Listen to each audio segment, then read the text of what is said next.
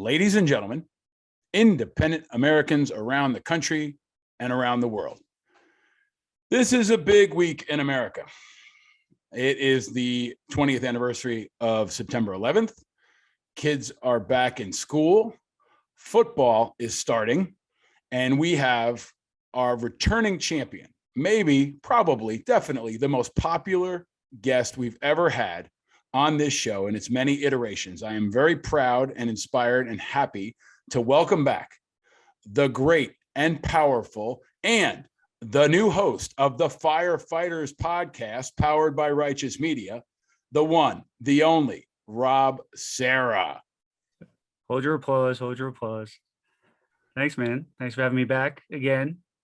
It's good to see you. How many times has this been now? I don't know. It's 3 or 4. I don't know. I'm going to have to start doing stupid human tricks, I think. You said you're like the Jack Hanna of independent Americans. Yeah. Was that the guy who did animals on Johnny Carson? Yeah, he'd bring the animals out. Well, you are bringing lots of good animals and spirit animals. Mm-hmm. And I'm thankful that you got a fresh haircut. You got your beard cut. You look good. Yeah. Right. And you got this new studio for folks who are listening. I'm going to encourage them to go over and check out the video. You've built this amazing studio in your house with I'm going to ask you to describe it. Hockey sticks. And then you got Fdny hockey jerseys of 2 types. And then what's the magic walking stick thing in the back? What is that? That is literally my walking stick. I found that in somebody's backyard. I debarked it, and I used to use it when I went hiking. It looks like it looks fake. It looks like Merlin the wizard's magic staff, or Gandalf's staff or something. Yeah, I found it exactly shaped that way. It was perfect. So I just, I felt like it was meant to be. And just because I'm looking, is that an axe handle? Yeah, I have a little axe that some guys gave me when I retired. So this is a really important week. I am really grateful that you're here. I want to start by congratulating you. Folks, if you don't know, now you know. This is going to drop on Thursday, September 9th. On Wednesday evening, we are formally launching Rob Serra's own podcast, The Firefighters, hosted by Rob Serra. So it's come full circle. All of us at Righteous are so excited to bring you and this new show to everybody. So congratulations. How does that feel? It feels a little weird, to be honest. It took a little getting used to because I'm not used to being the one asking the questions, but it's pretty cool, man. I've always wanted to host my own show. As I told you, it was on my bucket list. So I really appreciate the opportunity. But yeah, I'm just excited. I got my whole family involved. As you know, we got little Frankie as my cooking correspondent, and Linda is my behind the scenes producer. So we're all excited. The kids are excited. We're ready to roll. We're coming in hot, as they say. Coming in hot. And for folks that maybe haven't heard the earlier episodes, Rob is a legendary 9/11 hero and first responder. His first day on the job was on 9/11. And then he's gone on to be, I think, one of the most powerful and important voices for firefighters, for first responders, and really for America. So we're excited for you to have this show. I want you to share with people as we think about the 20th anniversary of 9/11. Can you tell them, you're starting off the show hot, right? Can you start off by telling them who your first guest is and what you guys talk about? Yeah, my first guest is a guy I used to work with named Rich Navioski. He did a 20-year career in the FDNY. He retired a couple months ago. And he saw it all, like me. He started out a couple months before me, but he started out his career on 9/11, basically.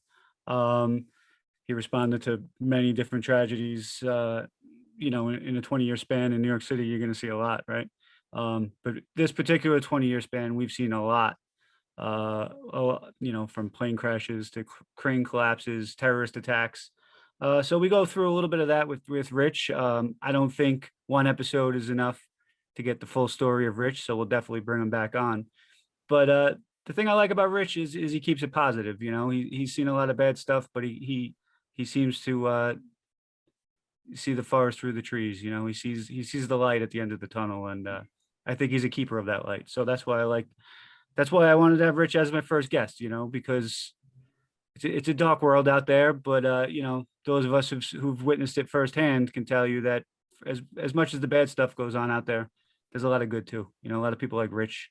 Um, people should be happy to know that there are dudes like Rich out there writing poetry and fighting fires at the same time. Makes me I happy. I look, I listen to everything, and now I run a media company. We're working on a lot of different podcasts and development, and this episode has me riveted. He takes us inside the day of 9/11. He was a young firefighter like you. Then he also, takes us through some other episodes that folks may have forgotten about. He talks about the Deutsche Bank fire. That was very important and killed, I think, 2 firefighters and injured over 100. He talks about when he was driving home one day and an accident that he witnessed.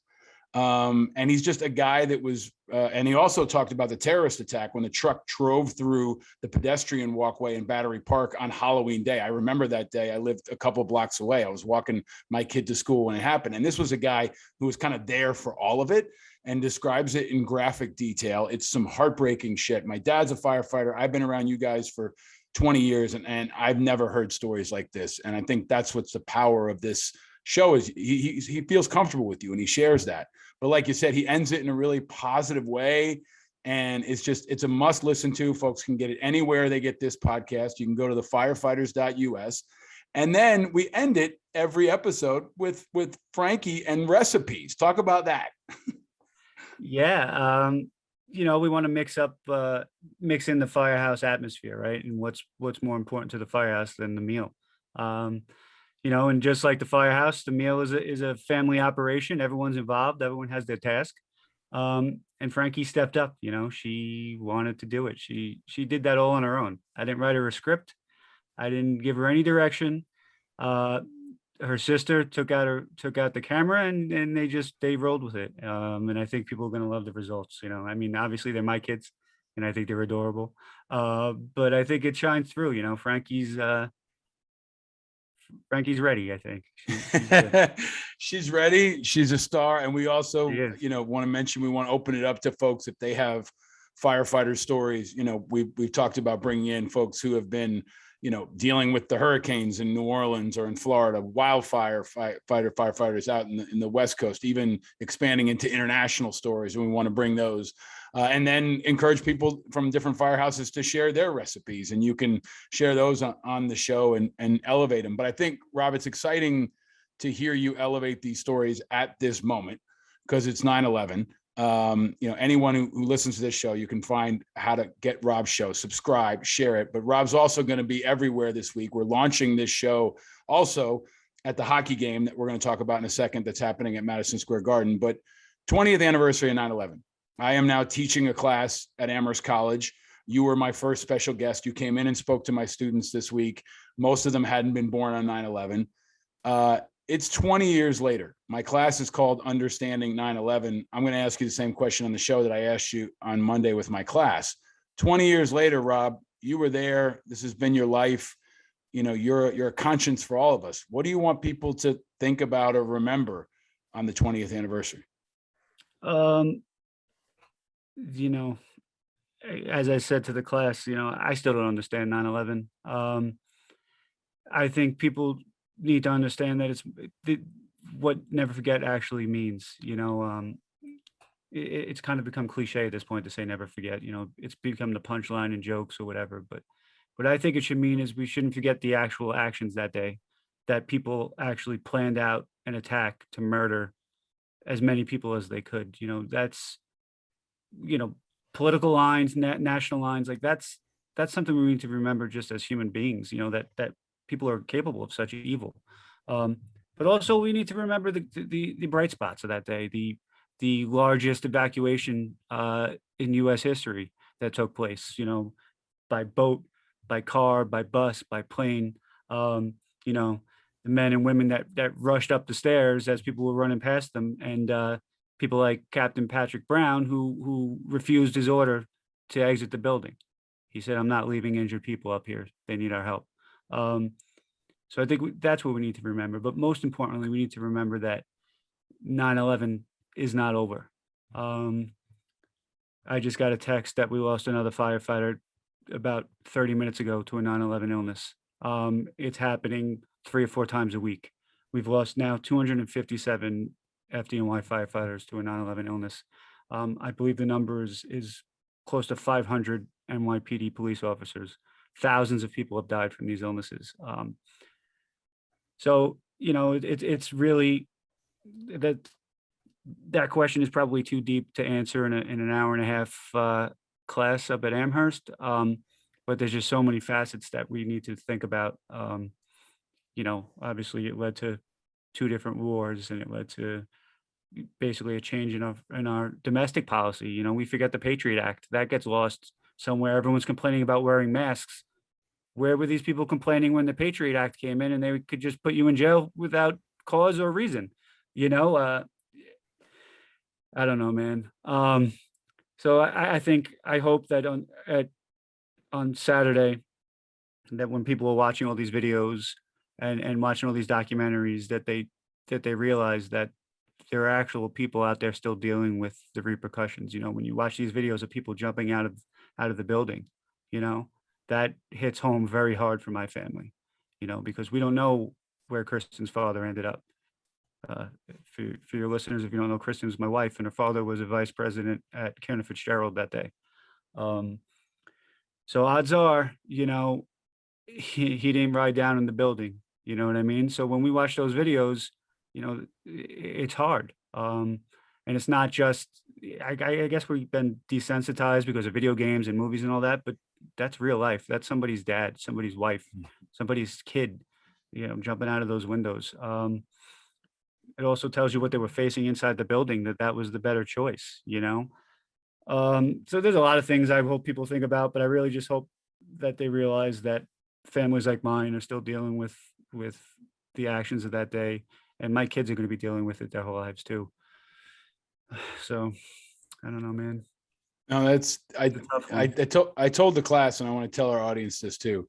Every time you have to talk about it, it hurts, and every time you do it, it's a selfless sacrifice, because it's like ripping these stories out from the inside of you and sharing them, and it's a noble and heroic thing just to share your personal story, for Kristen to share hers. And there's so many families that were impacted personally and continue to be impacted personally. And I think that's what I've been trying to echo, is remember there's a humanity, right? At a time where we're kind of look at each other like Twitter icons, and the division is so intense and everybody's so nasty.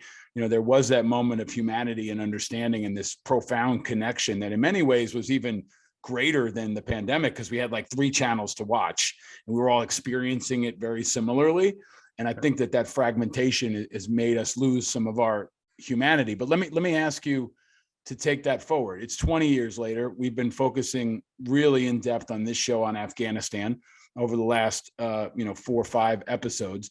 We're going to come back to that next week again, but I want to just ask you, as someone who is a keeper of the flame, not just for firefighters and first responders, but for America, what are your thoughts on the last couple of weeks in Afghanistan and what it means for all of us? Obviously I'm not as well versed in military tactics as you are, but my initial thought was that war ended the only way it could, the same way it began, tragically and a complete disaster, right? I mean, that's how it all started. I wasn't surprised to see the way it ended. I wasn't surprised to see those videos of American planes leaving Americans behind. It doesn't surprise me. Nothing does, because of what I've seen over the last 20 years in this country. As we spent 18 years fighting our own government to take care of the sick and dying people of 9/11, to get some sort of acknowledgement that what we did mattered, right? That all those never forget speeches that they give once a year have meaning behind them. So, I'm not surprised that the war ended the way it did, and I'm not surprised that if it really did end. I mean, really, I don't think it did. But I don't know, man. One thing that struck me about the last week was all those pictures floating around social media with the 13 glasses, in bars and restaurants and all that, and it just made me wonder, like, Where the fuck were the glasses for the last 20 years? Now all of a sudden we're honoring. I mean, I'm not saying we shouldn't honor these selfless humans who sacrifice themselves, but where we honoring the thousands of others who've been dying? All of a sudden now we care. What? Because you don't like the president or you don't like it? Why should that matter? If we're gonna celebrate our military, why should it matter who the president is?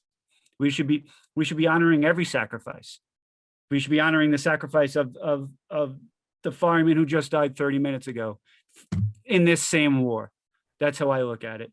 And to touch about like the Deutsche Bank fire, for example, I consider those firefighter deaths part of 9/11.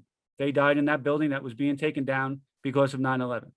I think all those things, and I really hope people listen to Nav's story about that. He was a little bit too humble about his actions that day. Him and the rest of the members of Squad 18 did everything they could to save those two brothers. And, despite the fact that they couldn't breathe, that was a death trap, that building. But so, I don't know, man, how do wars ever end well?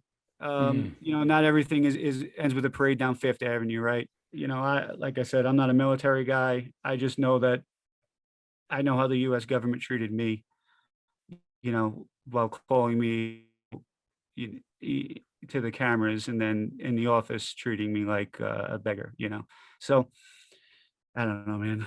I wish That's what people need. But I try to not.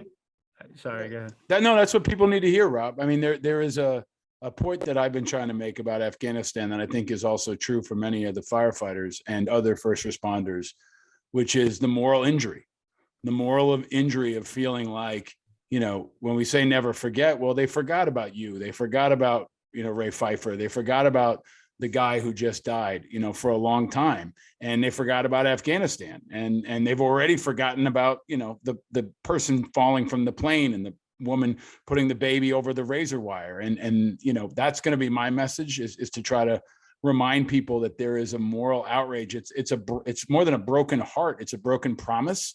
And that same, promise that we broke to the Afghan people is the same promise that was broken between the American government and you when they told you the air was clean and they were going to take care of you. So I think there's a really fascinating and important intersection happening this year that's been almost too much for me. You and I talk about it offline. You talk about it a lot in the pod about how, the end of August, you and Rich say, you feel 9/11 coming and, you wonder why you're a little bit more agitated or why, you're fighting with your wife. And it's a lot to process, especially when so few experienced it. So let me ask you that. How do you do it? Like, and I'm asking you this because you're also a friend and a role model for me.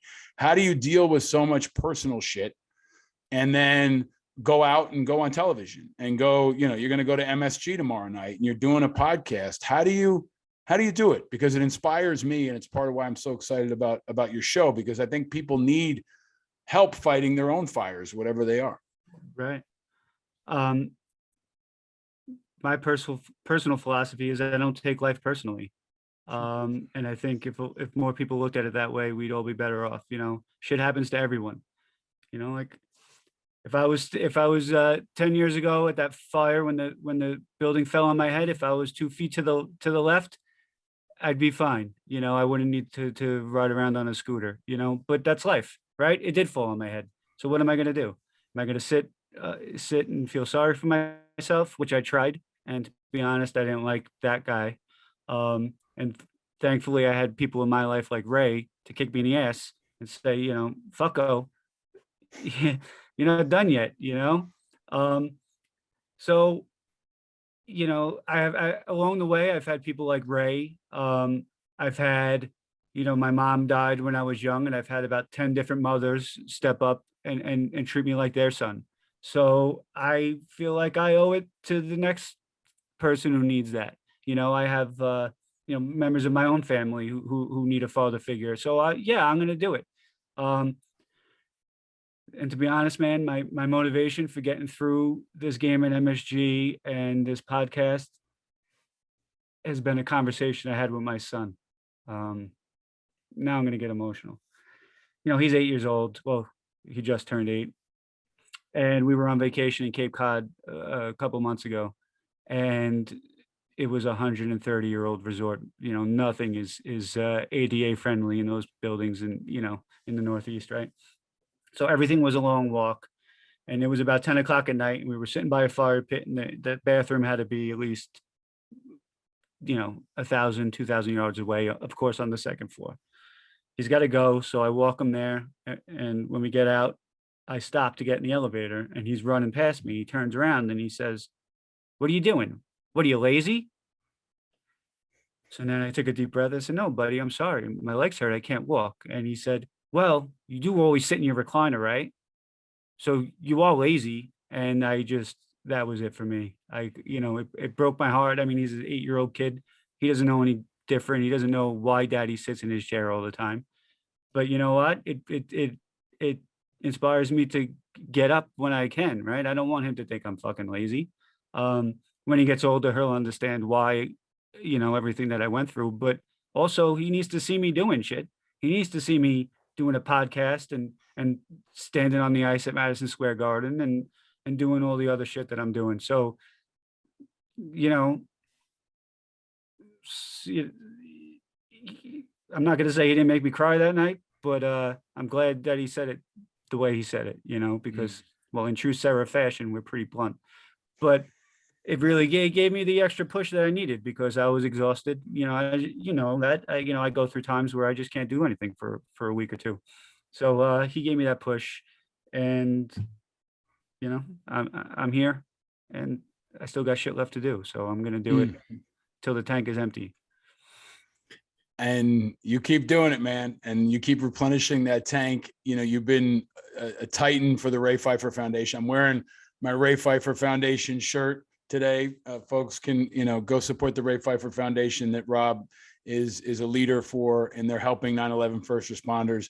But you pulled something off that's miraculous that I want to talk about, that I know your son, your whole family, the whole country is going to be really proud of. Talk about this game. This hockey game is happening.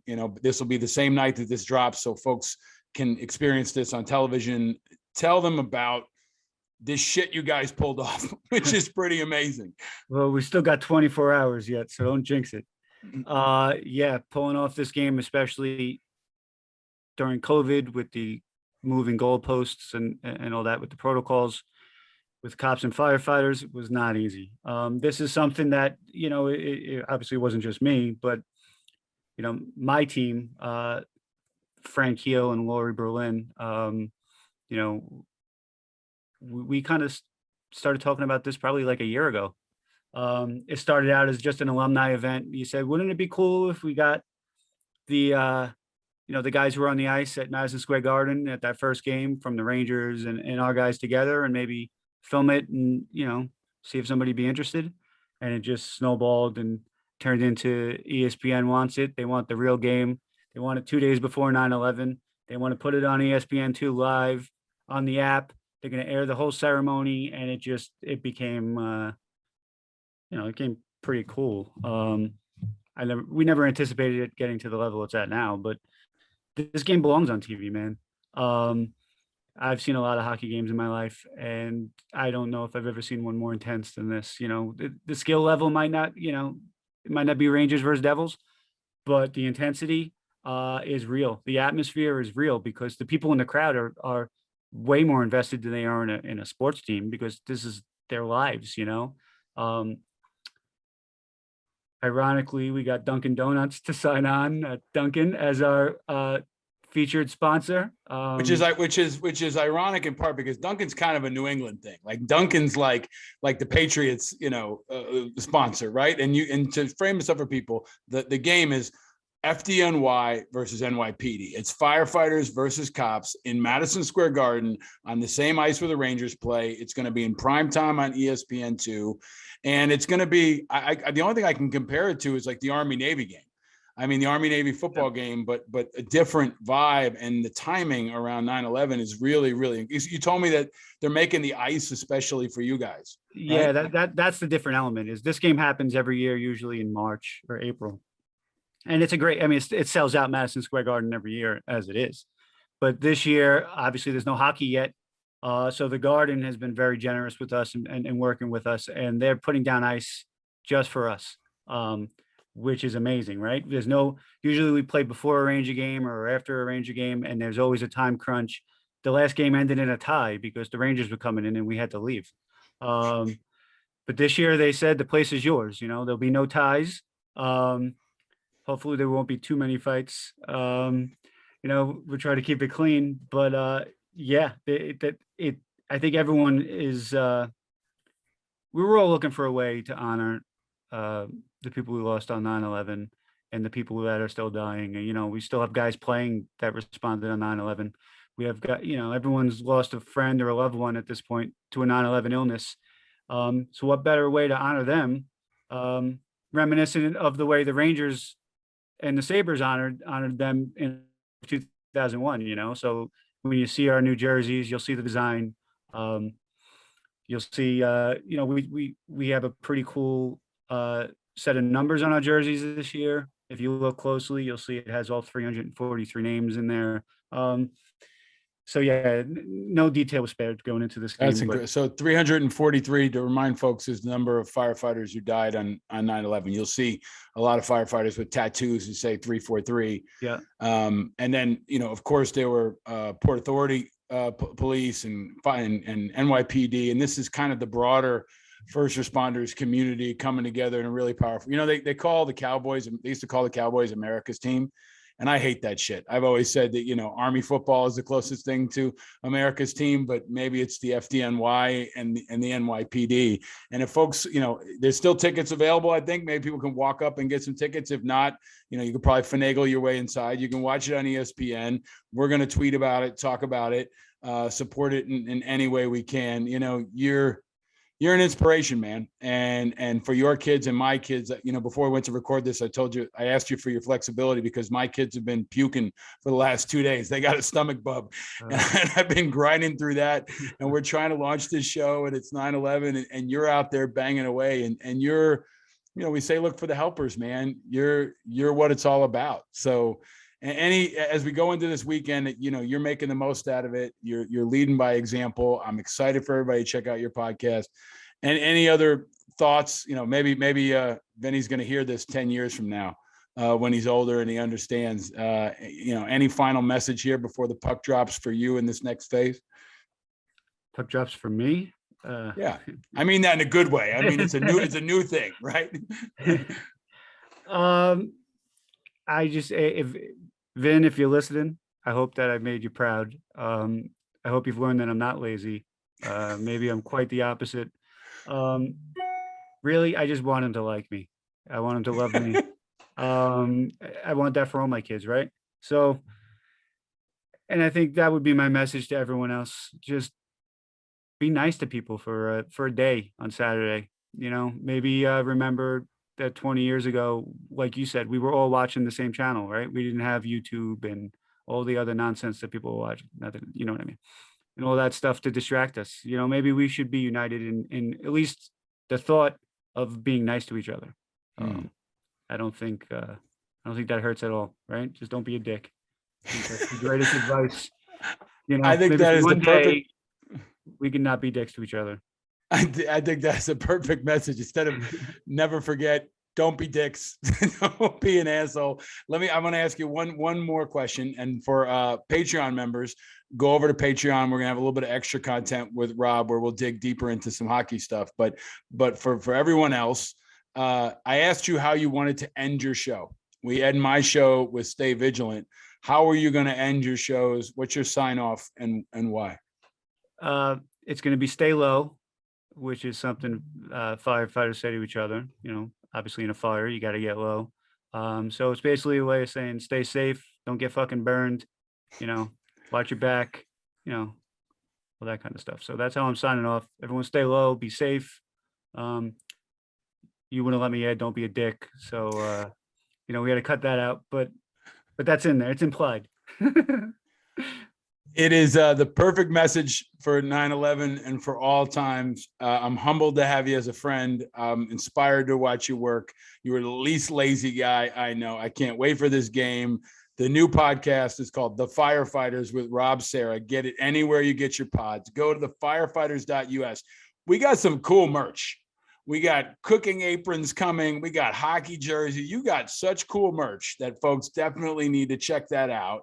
And we'll have new episodes coming really often. Check it out. Tell your friends and spread the love. Thank you, my friend. Stay vigilant and stay low. You got it, bro. Thanks for having me again. You got it.